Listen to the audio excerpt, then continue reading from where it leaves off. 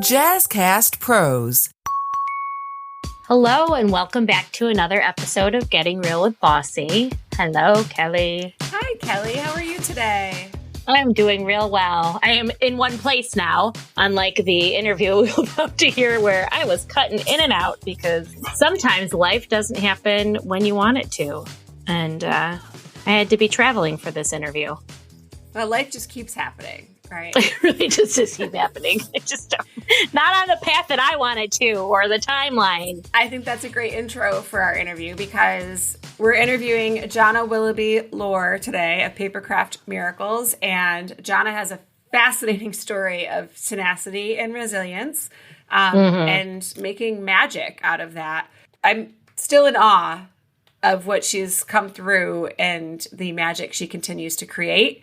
Yeah. Janna Willoughby Lohr from Papercraft Miracles right here near us in Buffalo. So we're super excited to be meeting with her.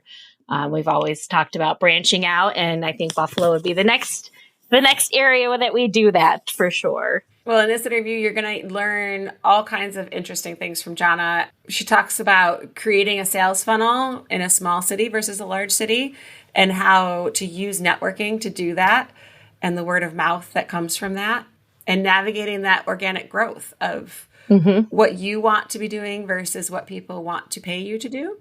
And buckle down and get shit done, as you'll hear in one of her stories where she just does and makes it happen. And the importance of when you're networking, finding people who are different from you and make sure you are not the smartest person in the room. Right. I feel like we always think that that's the goal, right? Like, oh, we want to know everything. We want to be the smartest person. No, because then you're not growing. Like, you can't grow if you are the smartest person in the room. Don't surround yourself like that.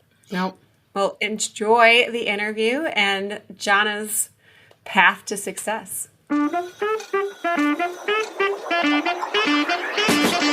Hi, I'm Kelly. And I'm Kelly, the host of Getting Real with Bossy, the real, raw, and honest podcast about small business ownership. With our experience, 9 businesses and over 25 years, we continue to bear it all and share what we wish we had known. We move past the must be nices and start getting real. Come along as we interview small business owners and get the true story. Leave with another tool for the next time you feel alone on this journey.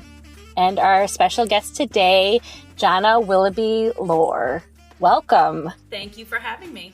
So Janna does some crazy, amazing things. And first, I want to know how, I want to know why, I want to know when. So many of the important questions.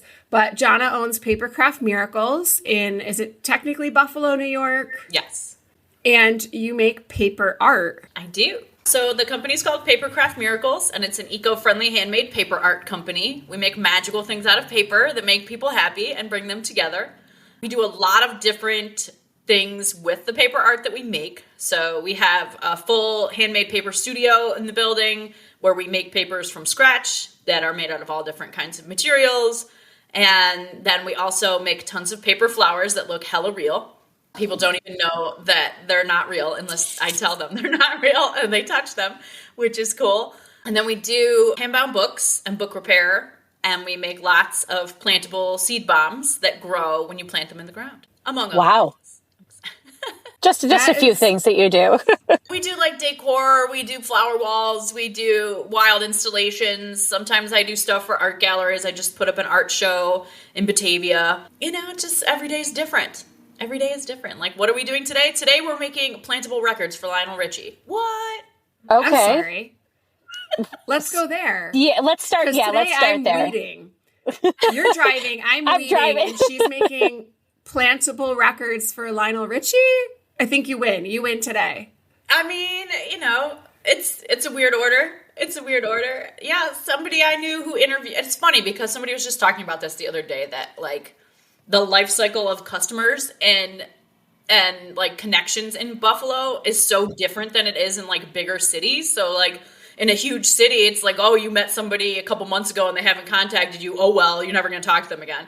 But in a small city like Buffalo, you could know somebody 10 years ago and then they're oh, hey, remember me? I want to buy something from you. It's just slower. It's a little bit slower here. I don't know if it's like that in Rochester, but so yeah, somebody who interviewed me for an article in 2020 now works at KeyBank Center. And she was hey, Lionel Richie is coming to town to play with Earth, Wind, and Fire, and Lionel Richie loves gardening and loves plants. Can you make something cool and plantable for Lionel Richie? I'm like, yes, let's do this.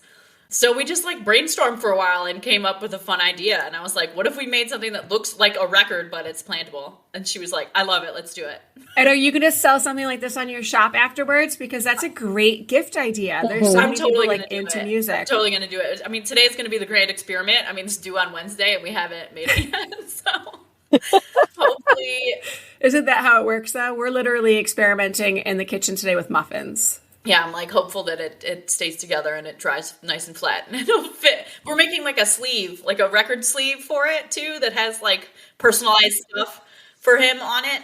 So hopefully it like fits well in there and all that kind of stuff. So that's fantastic. I think my jaw literally was dropped for like half a minute. One for him and one for Earth, Wind, and Fire, but they have different quotes on them. Oh my God. So, okay. Well, how did you get started in all of this? Because I have 1,000 more questions, but I feel like we have to start at the beginning. I originally went away to college to be a poet. I have been performing poetry and doing all that kind of stuff. I started writing when I was 5, performing when I was 12.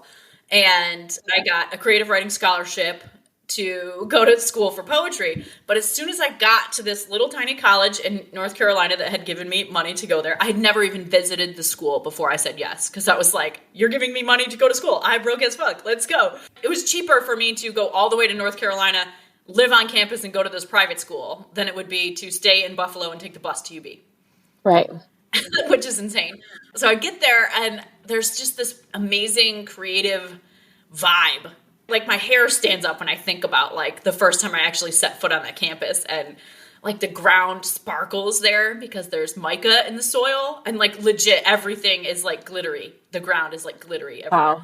And I was like, oh, this is cool. What? And I started looking at the course catalog and kind of picking out what I was going to take. And I saw that they had a whole department for book arts to do like paper making and book binding and printmaking. And I was like, I didn't even know you could take classes in that, let alone that they had them at the school that I happened to go to, which was like teeny tiny. So I met with the teacher for that department during like the freshman orientation week. And I was like, this is the coolest thing. Like I am all about this. I've been making my own journals since I was a little kid and doing collage. And my mom did rubber stamps. And like, I love playing with paper. And I didn't know that that was an actual art form. And she was like, okay, well, I only have space in one class, because all the other classes I have are filled by upperclassmen who are in the art department and you're a freshman. But she had this class called Artist, Books, and Illustration. And she's like, you'll learn everything you need to know about how to bind books, but you'll also learn how to illustrate at the same time. And I was like, well, that's awesome, even better. So I signed up for that class, and as soon as I learned about artist books and what that art form was, I totally fell in love with it. So for those who don't know, artist books are a type of art form where the form of the book, the design, the materials, the words, the illustrations, how you interact with it, like what it sounds like when you open it and what it feels like when you open it, all works together to make one bigger concept or a bigger idea. And I was like, this is what I've been looking to do forever. Like I wanted a way to like make my poems come alive and do it more like show and tell as opposed to just doing a poem. So I totally fell in love with this art form and like went apeshit with it. And I was like, this is great. And then in spring semester, I took the paper making class because I could get into that. And I was like, this is the best ever. I went and met with my advisor at the end of my first year and I said, hey man, these are all the classes I took. What major am I working towards? And he goes, those are all elective, so nothing. Oh no. Oh no. And I was like, shit, like, what am I supposed to do? Like, I'm here on a scholarship. There's no way in hell I can do 5 years. Because this is like, I mean, you know, we kind of old, right? So it's like back in the day when they would not give you unlimited student loans just for the hell of it. So Right. I was like, I can't take 5 years. I have to finish in 4 years. This needs to count. And I was like, what am I supposed to do now? And he was really awesome. And in one question changed my whole life. He said, what do you want to do? And I was like, I want to be an artist and I don't want to be broke. How do I do that? And he said, you should do that as your major. And I looked at him like he was insane. I was like, what are you talking about, Willis? That is not a thing. And he said, actually, it is. Here, we have a major called Integrative Studies. You know what you want to do. He's like, do you know how rare it is to know exactly what you want to do when you're 19? He's like, you know what you want to do? Don't That was waste going to any be my time." comment. Like Right. the fact that you knew what you wanted to do at 19 or at 5, you know, and are still kind of doing it now is so rare. Yeah. And he was like, just make up your own major. He's like, spend the rest of your course. time here figuring out how to do that. Because obviously people don't know how to do that, or it would be a major. There would be an aspect in the art department to teach artists how to make money. But even the people teaching in the art department don't know how to do that. So, you know, you figure it out. You do it. And so, long story short, after many debates with him and with the board and stuff like that, to refine it into like a very specific type of major, I was like, can I just major in creativity? He's like, no, that's too broad. Because I wanted to be able to incorporate like poetry and music and stuff like that in it too. And he was like, yeah, a little more refined than that. So I ended up creating this major called Entrepreneurial Creative Business Arts, where I put entrepreneurial business and creative art integrated together as one course of study. And by the time I graduated, I had a 25-page business plan, a 25-page paper about my experience. I had a piece of shit Angel Fire website that you couldn't buy anything on because this is like 2004. Right. I had a print catalog and some business cards. It had like 6 pictures on the website and it still took forever to load. This is so long ago. And I had all that. And this, you know, by the time I graduated, I was technically ready. I knew how to start a business. I knew what forms I had to fill out and all that kind of stuff. But in the beginning of my junior year, like 3 weeks into the school year, my mom passed away. Oh, On Friday the 13th. sorry. And I was like, seriously? Like, who's making a shit movie about me? Like, this is not a good plot twist. And then 4 months after that, on what would have been her next birthday, my dorm burnt to the ground. Oh my God. Shut up. While I was in it. Shut up. I know. I know. I have to laugh about it now because I'm like, seriously? And it was just like, not even just like the 1-2 punch, but it was like the 3, 4, 5, 6, 7 punch, like all in a row. Because the same day that the dorm burnt was also the same day that the guy I thought I was going to be with for the rest of my life left to be in the military forever. And I couldn't even call him to be like, you'll never guess what happened to me today, because he was on an airplane, and this is like way before like social media and long distance phone calls and all this kind of stuff. So I just had to send him an email and be like, by the way, I now live in a hotel. Here's my new number. And then they cut my financial aid because I couldn't put my mom on my FAFSA anymore. All in the span of 6 months. All of this happened. And my mom had no will.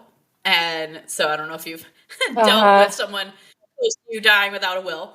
But obviously she had lots of debt. She had lots of other crap going on. And we were responsible for this house and had no way to take care of it. No money, no nothing. And I was going to school 900 miles away. That is traumatic. Oh my God. I know. I'm still processing this. Right. On this end, just hearing this story. It was a lot. I mean, you know, until I went to therapy as like in my late 30s, I didn't realize that how big of a deal it was to have any one of these things happen and then like be a somewhat normal adult afterwards, but have all of those things happen in the span of like 6 months and still manage to like stay at school and graduate with like finish my major and do exactly what I said I was going to do and be relatively well adjusted afterwards was amazing. But I didn't know that at the time. I was just like, well, my mom loved that I was pursuing what I loved. She loved that I was pursuing what she loved. And she was a poet. She was a paper crafter. She never made $1 off art in her whole entire life. She didn't know how to do any of that. She worked 5 part-time jobs, never had health insurance, never had a full-time job in her whole life, and somehow managed to have a house and 2 kids in a car on like $12,000 a year and like a little bit of child support from my dad. So I knew that she would be so pissed at me if I quit school and went home and like tried to redo what I was doing at UB. I was like, there's no way. None of these weird Gandhi searching for truth is not going to transfer to UB. Like I got to stay here. You know, I got to do it up. So in the middle of all of this crazy shit happening to me, I went to the art studio and I started making all of these artist books and writing and writing and writing and writing. I mean, I lost all my journals in this fire too. Every journal for my whole entire life. Oh my God. Oh my God. All of them. And like everything my mom gave me in the last 5 years of her life, gone. Toast.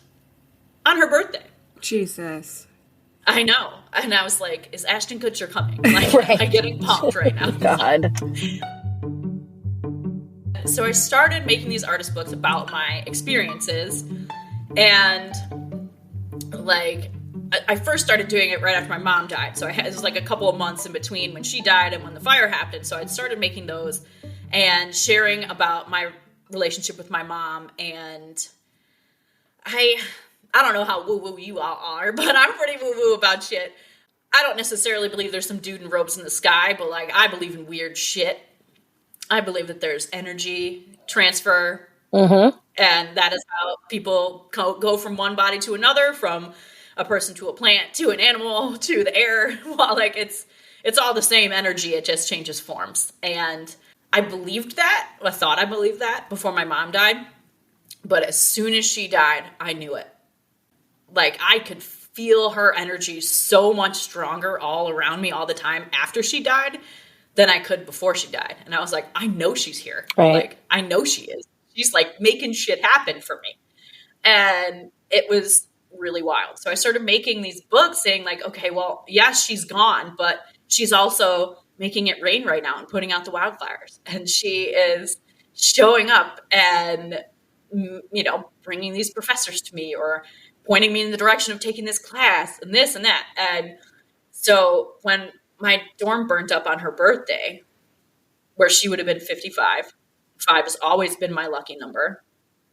I was like, there's no way in hell this is an accident. You know, like, well, the actual fire was an accident. I was like, there's a reason. Not to be one of those people that says everything happens for a reason, because that's bullshit, right? Sometimes stuff happens and it just sucks. Yeah, but this thing did happen for a reason. This thing did. Right? Yeah, I was like, it wasn't even that, but it was more like, what am I supposed to be learned from this? She's sending me something that she's like, in the biggest way possible, I have to send a message that you need to know in a way that you're gonna notice it.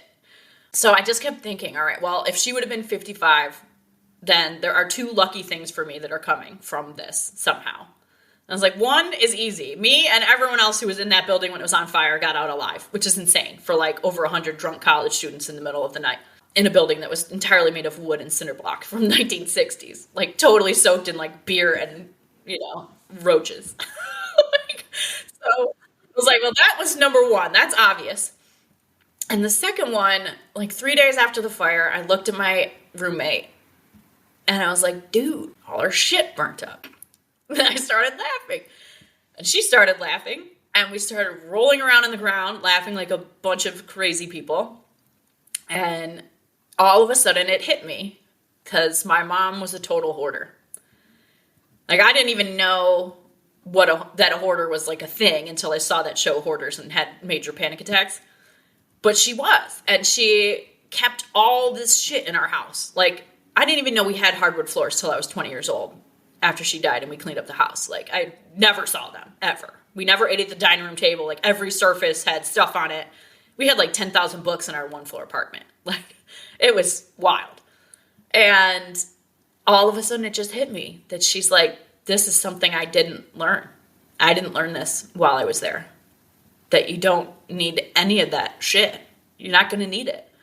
It's so interesting to think about how when you're out of that age, like, you know, a college student, you know, early 20s, the way you show that you are accomplished, the things that you show that you're successful is the stuff that you have, because you don't have a career. You don't have a home usually, right? You're like, you have an apartment or a dorm room and you got kind of a nice stereo, maybe some cool books or whatever, some nice clothes. Like, that's your model of success. And to be 20 years old and have this huge eye-opening experience that you don't need any of that shit to survive. You don't need any of it. None of it is important in our human existence. Like, that entire aspect of materialism just went right out the window for me. And so I was like a totally different person after like that experience of like rolling on the ground with my roommate and being like, oh shit, we have no shit. Oh my God. So then I started making a whole bunch of books about that and about that kind of experience of how amazing it is just to be alive and how it's just this intense, magical experience, and that the most important thing you can do in this world is connect with other people and do what you can to affect positive change with other people.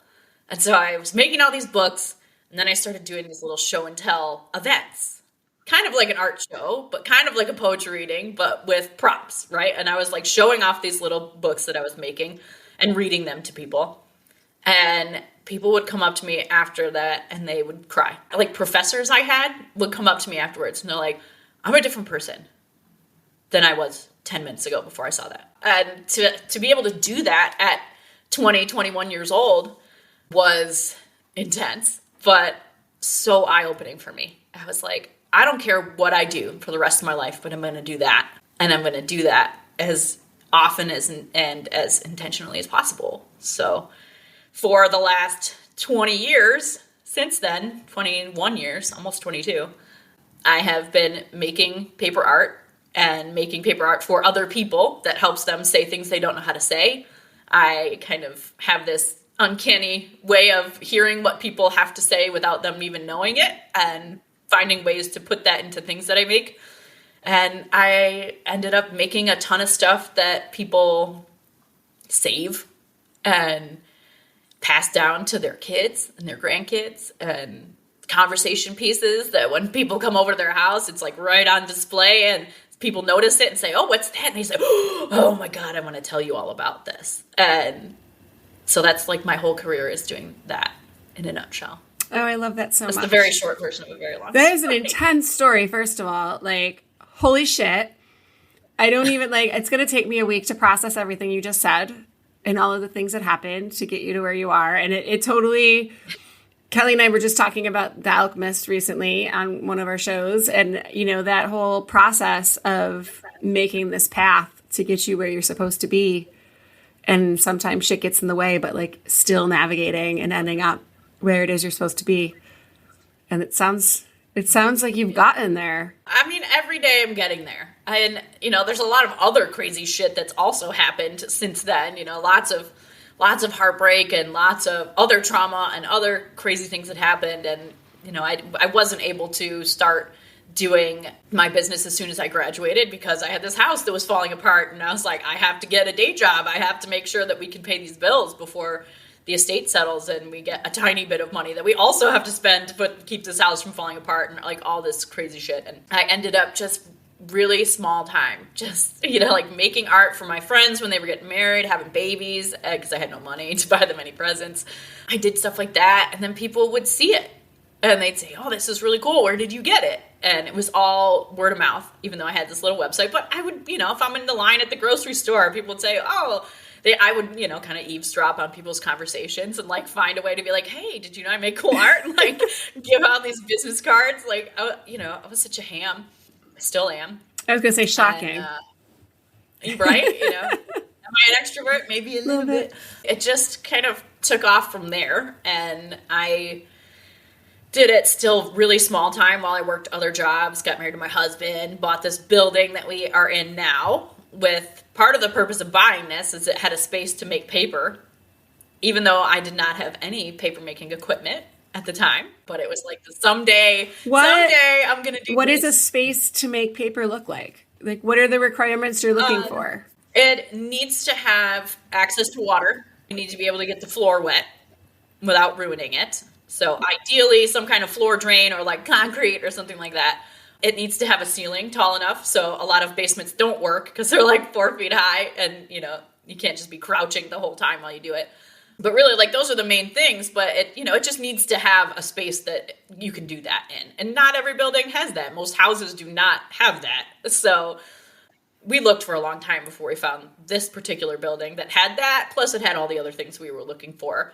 And we ended up buying this building in 2013. And it was right around that same time that we went to do our taxes, and our tax accountant was like, so how much money are you making on the side making these books? Because at the time I was just making books really in cards and things like that. And I told her and she's like, yeah, you're going to want to start collecting sales tax. The state's going to want their money. The feds really don't care about you little small fry, but the state's going to notice. And she's like, and then you can write off all those art supplies that I know you're spending all your money on. So I was like, okay. So in 2013, same time we bought this building, I made it official after having the same business plan sitting on my shelf for almost 10 years. I made it official and got my tax ID and started really like tracking all the stuff that I was doing and being a lot more intentional about making things and selling them and putting the business out there and that kind of stuff. It was still really small because I had another full-time job and we had a huge mortgage. So I was like, can't mess around. Commercial mortgage too. So we only had 5 years to pay it off. Insane. And then in 2015, we had our first kid. And shortly after I had him, I had arranged a deal with the place I was working that they would let me work from home 2 days a week and in the office 2 days a week. So I only had to pay for childcare for 2 days or arrange it like with my dad or my sister or somebody. And then after a couple months of that, they were like, this isn't working because other people in the office are complaining that you are never here and you get to be working from home, even though I was still doing a perfectly fine job. And they were like, yeah, other people are complaining, so you have to either come back full time or figure something else out. And I was like, well, you don't pay me enough to cover healthcare and daycare, so I guess I'm going to figure something else out. Even though we had this giant mortgage and also now had the expense of a kid and paying for my health insurance out of pocket after that, I was like, what are we supposed to do now? And I said to my husband, I was like, babe, this is freaking terrifying. I've been an adult, like a straight up homeowner adult since I was 20 years old. And I was like, what? I can't not have a paycheck. Like, how do we do this? I don't know how to be relying on another person entirely. I'm not comfortable with that. And he was like, it just makes sense. He's like, if you made more money, then I'd stay home with the kid, but you don't. So just stay home and then quote unquote, do your book thing. That's what he said. Do your book thing. Like, maybe lack of communication at that point, but his opinion of do your book thing and my opinion of do your book thing were not the same. But I took it to be like, oh my God, I don't have to go and work for anybody else right now. Like, we're going to figure this out. But it was my first goal in life to like hustle as much as possible in this business, really do it right, how I wanted to do it almost 10 years, 15 years before, to be able to make enough to at least cover my health insurance. So I was like, all right, I'm going to put it all back into the business to grow it. But like, that was my goal, is to like make enough revenue every month to kind of offset that cost. And I rebranded the business, actually built a website that you could shop on for the first time ever, started making lots more inventory and like getting consignment shops and doing that kind of stuff, teaching a lot more workshops, kind of doing a lot of that stuff. And I did the shit out of my book thing. And a couple months after I quit my job, it was like I quit in January 1st was my end of paycheck day. So like 2 months later, I started growing my Instagram a lot. And I found someone on Instagram who was selling used papermaking equipment. And it just had a post with an email address. And that's it. It was like 3 o'clock in the morning. I'm up nursing my baby and I'm scrolling on Instagram so I didn't fall asleep. And I go and I email these people and I'm like, look, I've been trying to start a studio forever. I've had this list of equipment like hanging above my desk for like 13 years at this point. All the things that I will buy someday when I have enough money to invest in the studio. And I said, I'm super interested. What do you got? And since I hadn't taken any money out of my business, every dollar that I had made that I didn't spend on art supplies was in my business bank account. It was just hanging out there.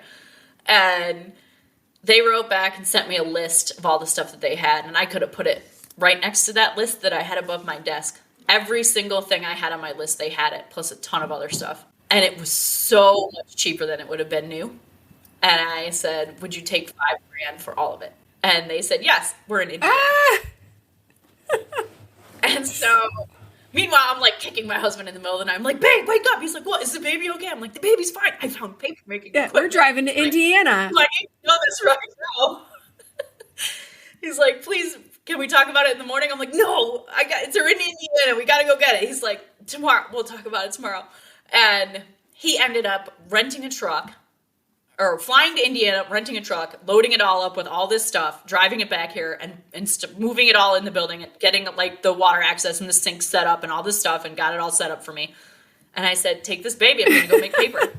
I just started making shitloads of paper and bringing it to all these shows that I had normally just had like books and cards and stuff like that. And people were like, what even is So is this the paper that you use to make your other things out of? Some of it. At the time, I was just making paper, and people were like, I don't even know what to do with it. I just want it. And they would like collect it. because a lot of paper makers make paper that looks like it came out of the ground, and I make a lot of paper that looks like it came from outer space. So like I do crazy colors and like weird installations and lots of flowers and like mica bits so it sparkles and like all sorts of stuff like that. And people just say like, I'm going to buy this sheet and just like put it in a drawer and keep it and have it. And so I was like, okay, well, that's great. And then I was like, well, how do I get people to buy more of this?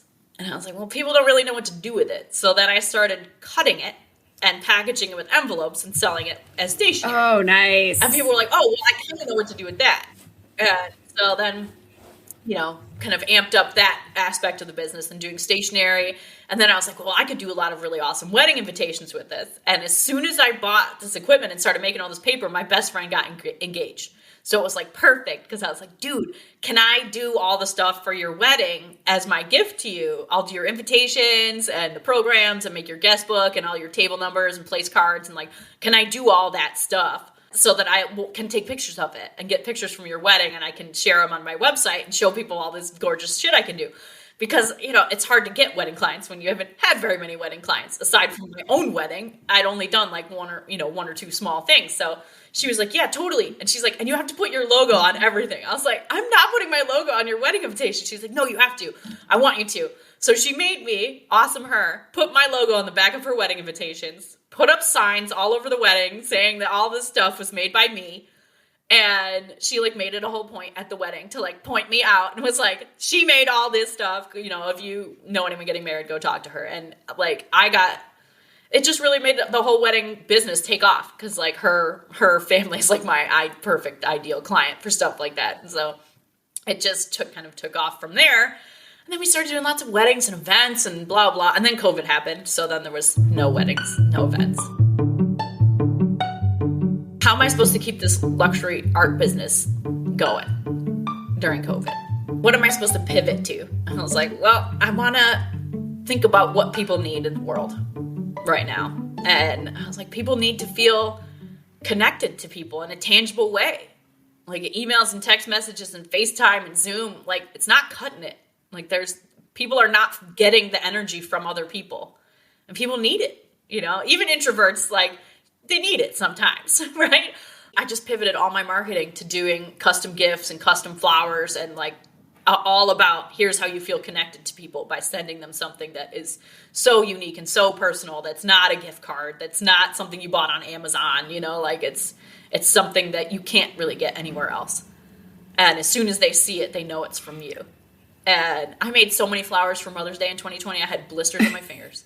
So let's talk flowers. What is the process for that to make flowers? Is it the same as doing your... So I initially started making paper flowers in 2017, I think, either late 2016 or 2017. Somebody found some paper flowers on Etsy, and then that's somebody local and messaged me and was like, hey, I found these on Etsy, but I want to buy local. Can you make these? And I was like, yeah, I never made them before my whole life. Yeah, so I figured out how to do it and started practicing, and I was like, this is cool. And then I had all this great content for Instagram to like share all these pictures and like behind the scenes little snippets of boomerangs, because that's how you could do that. Like showing the process a little bit, and people thought that was awesome. And it picked up from there, and I had an assistant who worked for me in 2019 who I had seen the crepe paper flowers before. They're made out of crepe paper, the ones that we make now. And I had seen them and I was like, man, these are really cool, but they look super time consuming. How are we going to get people to buy them? Is it going to be worth it? Blah, blah, blah. And the assistant who I had was like, we got to do this. Like, these are so much cooler than like the cardstock flowers, right? They look so much more real. We got to figure out how to do this. It's going to be worth it. And so she and I pretty much spent all of 2019 learning how to make flowers. And we made tons of different kinds and really mastered a lot of different techniques. And she was my self-proclaimed head flower bitch for a while. We made tons of these huge, gorgeous arrangements and made partnerships with local wedding vendors to like put our flowers at their booth at bridal shows and stuff like that, because the booths are really expensive. So we could do stuff like that to kind of get them out there a little bit. And then we had all these great pictures that we could use and put them on the website. And it just kind of took off from there. Then we partnered putting the flowers with our invitations and guest books and, other stuff like that, and seed bombs. And now we have these kind of, we're like a one-stop wedding event shop. because we can do all of those things and they all matchy. Oh, it's amazing.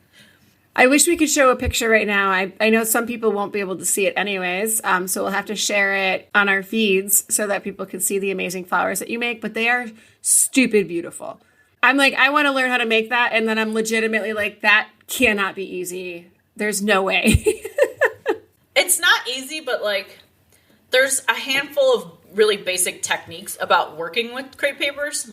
And the florist crepe comes in a couple of different weights. And so there's like a really heavyweight one that's really rugged. It doesn't look as real, but there's certain flowers that it looks great.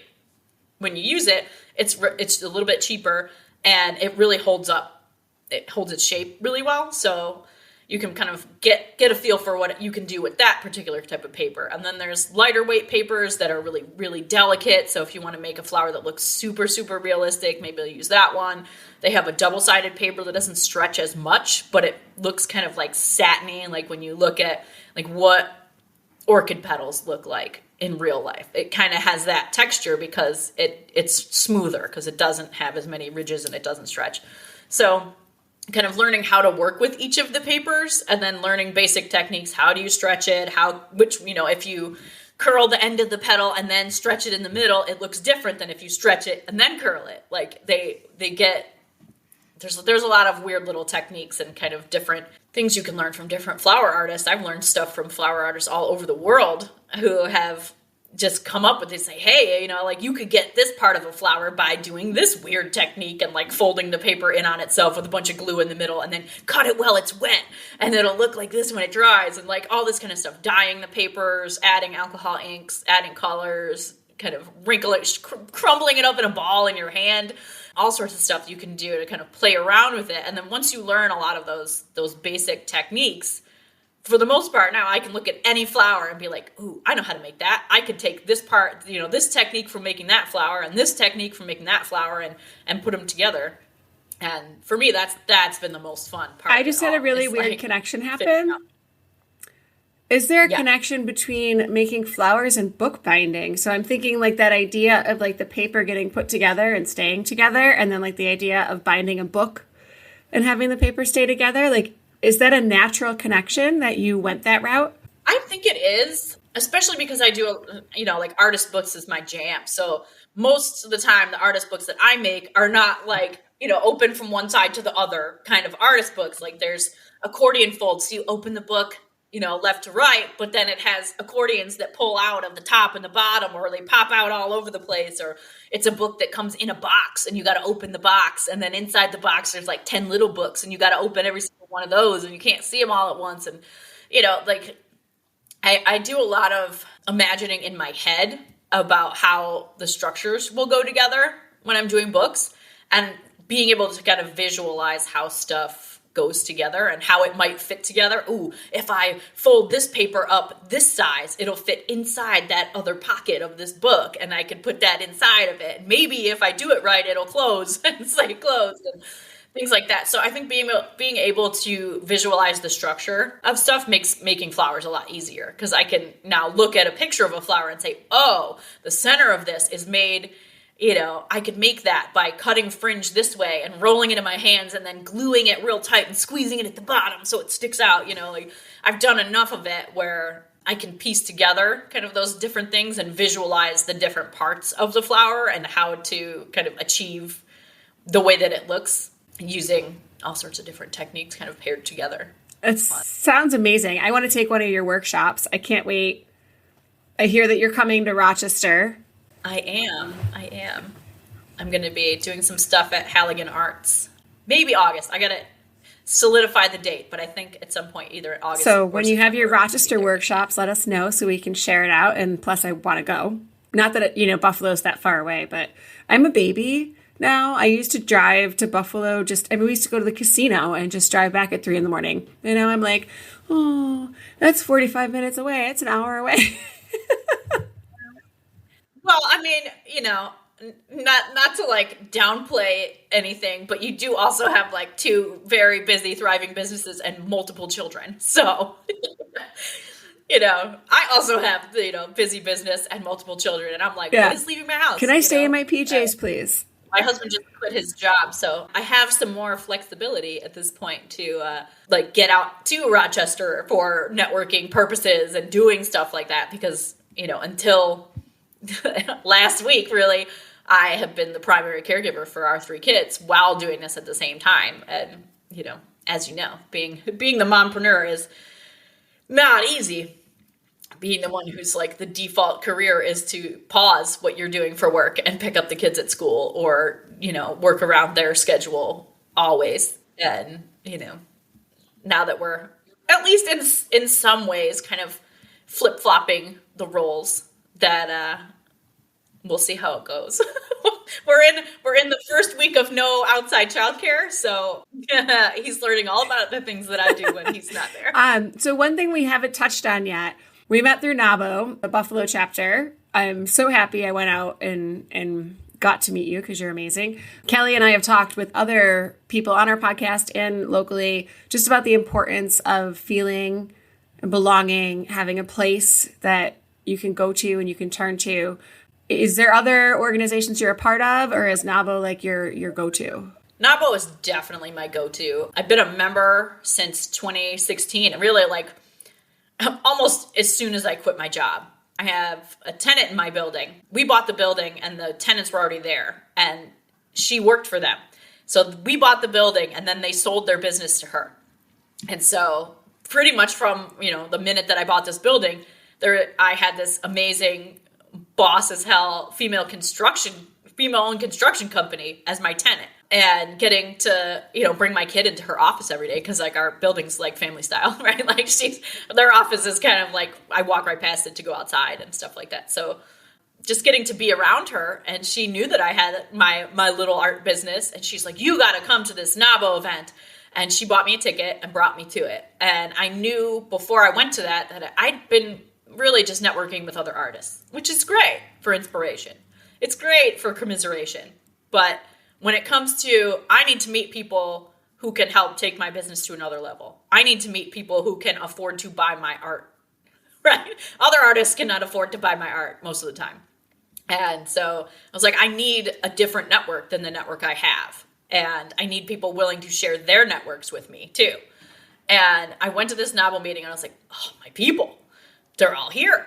And even just after that first event and just telling people just a little bit, I have this little business. I've wanted to do it for a really long time. I just quit my job. I have a little baby.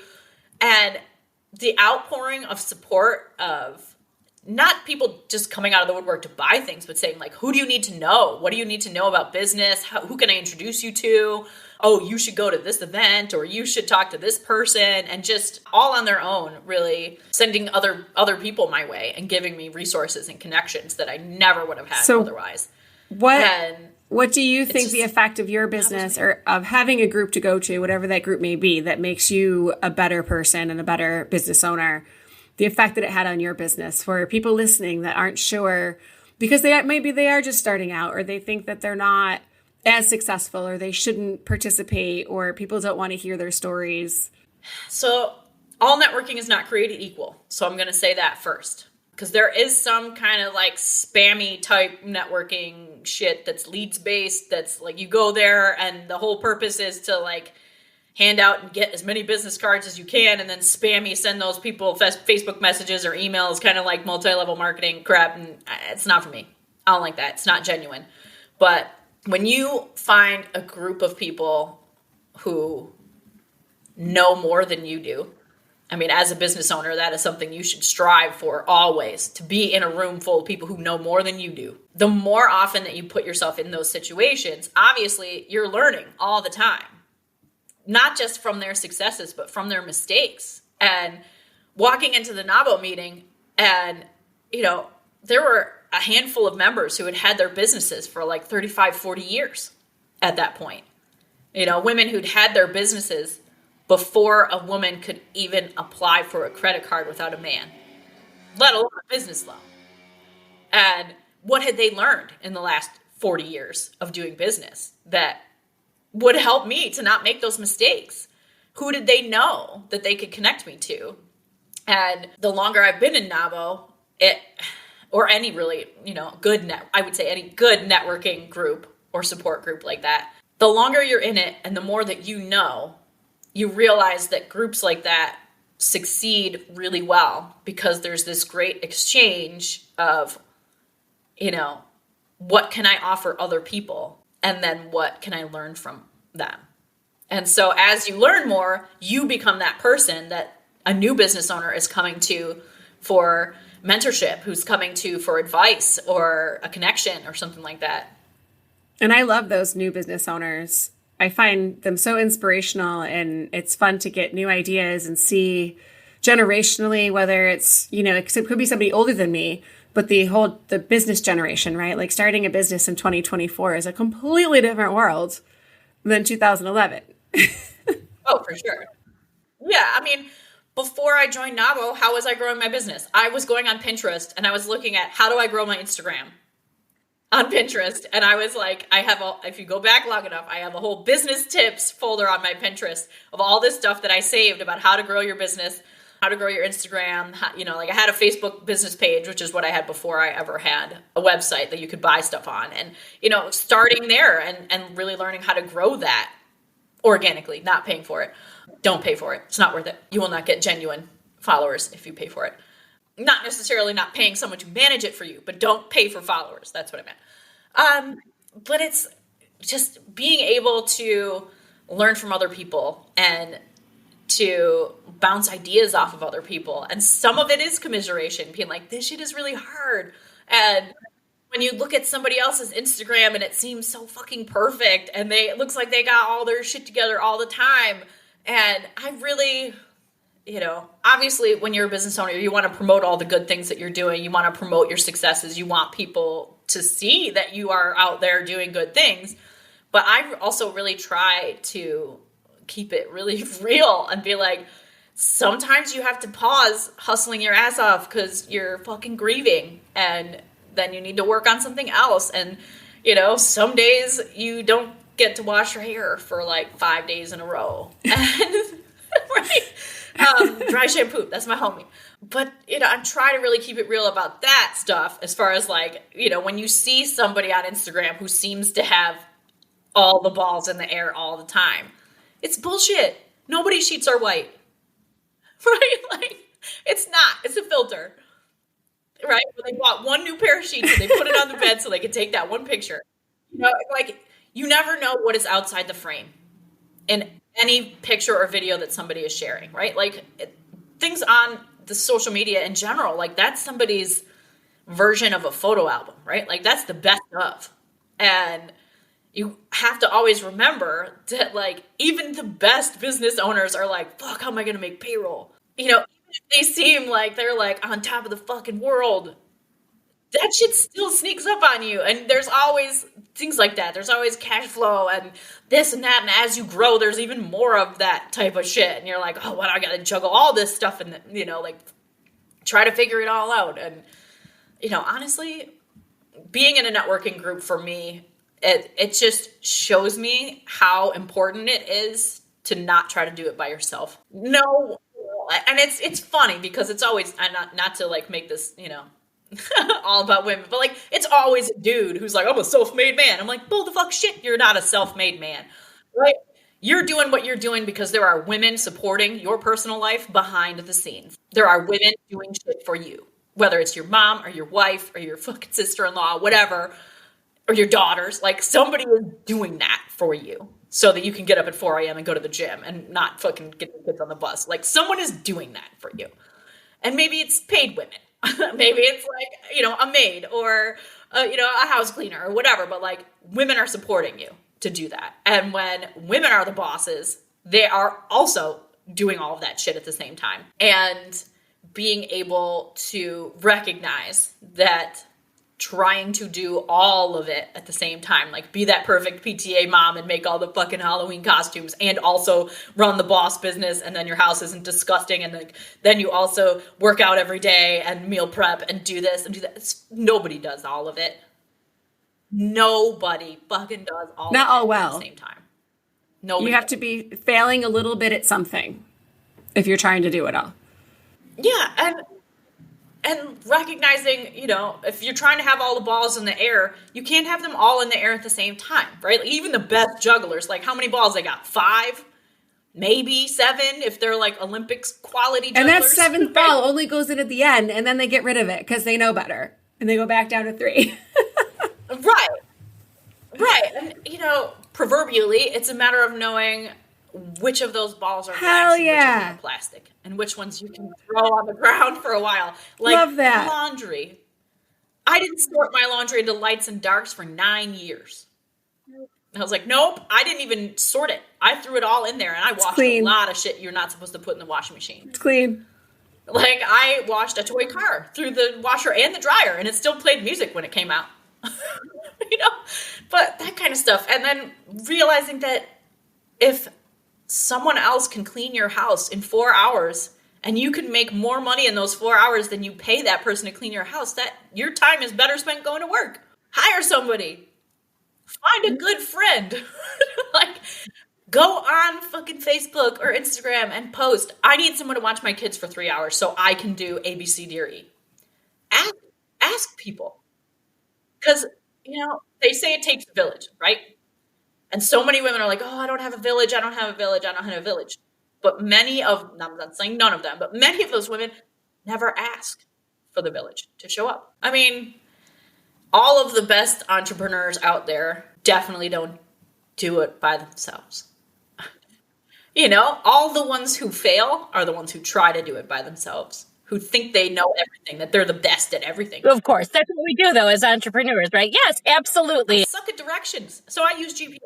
Like, I know this. I know this about myself. I will get lost. I will waste my time. So I'm not going to do that. You know? Speaking of GPS, Janna, what's next for you in Papercraft Miracles? Right. After your plantable records, anything on the horizon? Yes, actually, there's a bunch of cool things that I'm working on. First of all, I have started doing a series of workshops with the Veterans One-Stop Center here. My brother, Chris, my oldest brother, was a veteran, and he died of cancer in 2008. So yeah, add that to my trauma dumpster fire. That has definitely been one of the things that, you know, that kind of grief is very different from losing a parent, because it's just so much more unfair and unexpected to have your sibling be dead at 36 after like going and surviving a war and somehow coming back like physically and mentally and emotionally intact, and then to die of cancer after that sucks really bad. And I have been thinking of some kind of way, not to really, you know, what do I need to learn from this, but like how can I really honor his memory in the best way and to do the most good with the shit that's happened because of that.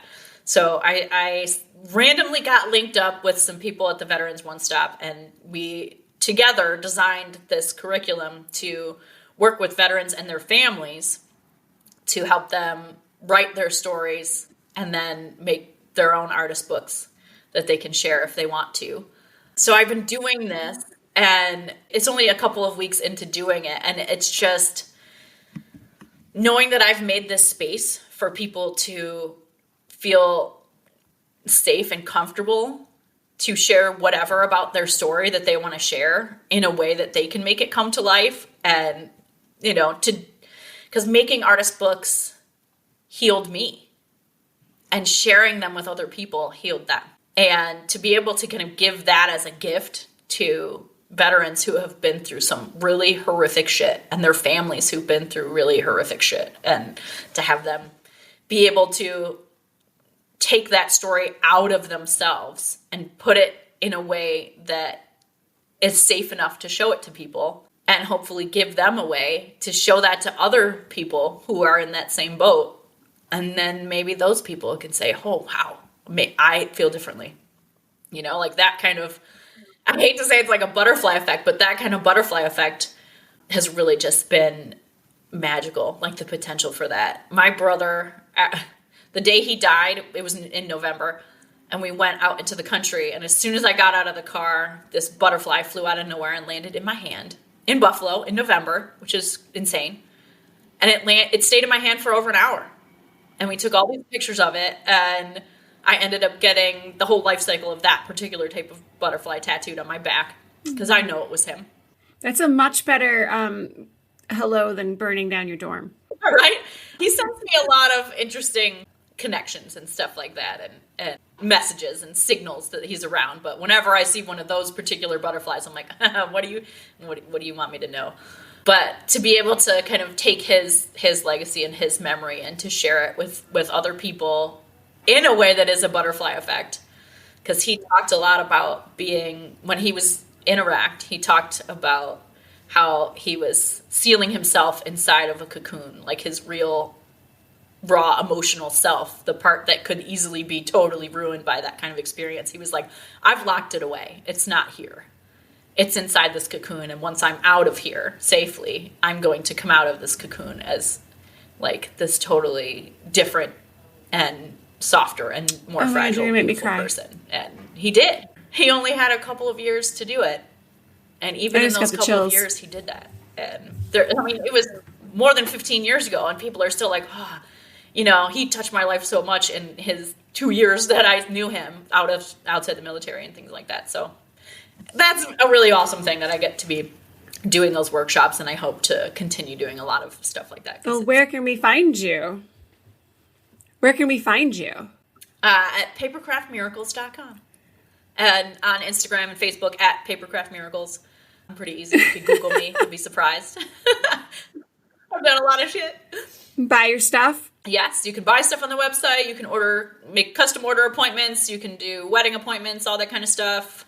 I also have a podcast called Reach the Stars Podcast, which is a collection of conversations with cool people who do cool things. I am working on a course to teach other artists how to start businesses that are successful and sell their art. And I'm working on a book. I love all of these things. I cannot wait to see you again in person. It's always great to see you. You have such a great energy. I'm sure people can pick up on that, whether it's audio or video. But in person, it's a whole nother level.